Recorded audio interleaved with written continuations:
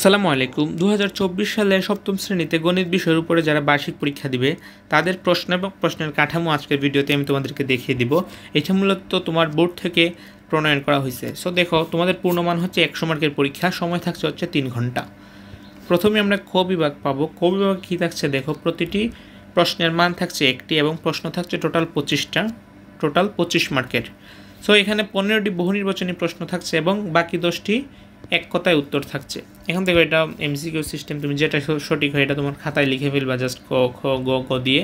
এখানে দেখছে 15টি। এখন দেখো এক কথায় উত্তর, এখানে দেখছে 16 থেকে 25 পর্যন্ত, অর্থাৎ 10টি। সো যারা প্রশ্নগুলো রাখতে চাও তারা অবশ্যই ভিডিওটি স্ক্রিনশট নিয়ে খাতায় লিখে নিবা। আর যারা এখনও মানবন্টন এবং সিলেবাসটা দেখো নাই, যে সিলেবাসের উপর ভিত্তি করে তোমাদের পরীক্ষার প্রশ্নটা করা হবে, সো তাদেরকে বলবো যে আমাদের চ্যানেলে প্লেলিস্ট দেওয়া আছে, ওই প্লেলিস্টে গিয়ে তুমি মানবন্টনের সিলেবাসটা দেখে নাও, তাহলে তোমার জন্য আরও বেশি উপকার হবে। খ বিভাগ থাকছে, তারপর খ বিভাগে তোমার 13টি সংক্ষিপ্ত প্রশ্ন থাকছে, 13টি তোমাকে দিতে হবে। এখানে প্রতিটি প্রশ্নের মান থাকছে 2 মার্ক করে, মোট 26 মার্ক।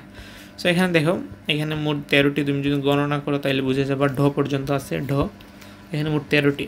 তারপর হচ্ছে দৃশ্যপট নির্ভর প্রশ্ন থাকছে। দৃশ্যপট নির্ভর প্রশ্নটা কীভাবে থাকছে, 10টা প্রশ্ন থাকবে, তোমাকে 60টি প্রশ্নের উত্তর দিতে হবে।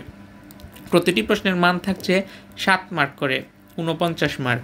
সো এখানে হচ্ছে নমুনা হিসেবে 60টি প্রশ্ন দেখানো হলো। আর এই যে প্রশ্নটা, এটা হচ্ছে তোমার নমুনা প্রশ্ন, হুবহু যে করবে এরকম না, চেঞ্জ করে দিবে, কিংবা তোমার সিলেবাসের ভিতর থেকে কোয়েশ্চেন করা হবে। তো কোয়েশ্চেনটা কীভাবে হবে, প্রথমে তোমার একটা উদ্দীপক দিল, এই ধরনের একটা উদ্দীপক দেওয়ার পর প্রশ্ন বিভিন্নভাবে করতে পারে, 2টাও করতে পারে, 3টাও করতে পারে, সেক্ষেত্রে মানবন্টন আলাদা হবে। এই জন্য তোমাদের বলছি প্লেলিস্টে যাও আমার চ্যানেলের, আর ওইখানে আমি আলোচনা করছি মানবন্টন এবং সিলেবাস নিয়ে, ওই ভিডিওটা দেখে আসো, তাহলে তোমাদের জন্য অনেক অনেক হেল্প হবে। সো তারপর আমরা দেখি উদাহরণস্বরূপগুলা, 2, 3, 2 এইভাবে। তারপর হচ্ছে তোমার সেকেন্ড কোয়েশ্চেন যেটা আছে, এখানে আবার 2টা প্রশ্ন থাকছে, 3, 4 মানে 7 মার্কের। তারপর পরেরটায় আবার 3, 4। সো এখানে কিন্তু বিভিন্নভাবে কিন্তু তারা কি করতে পারে, 3, 4। তারপর হচ্ছে তোমার 6-এ কী বলছে আবার, 3, 4। 7 নম্বর প্রশ্নে কী বলছে আবার, এখানে আবার দেখো 3টা প্রশ্ন দেওয়া হয়েছে।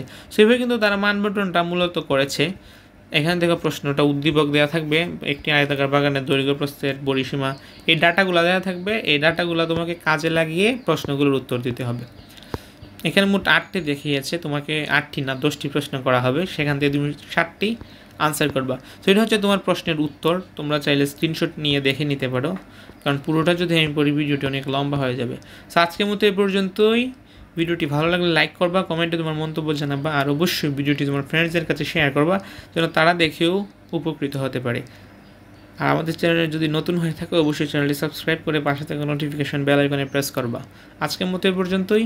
আল্লাহ হাফিজ।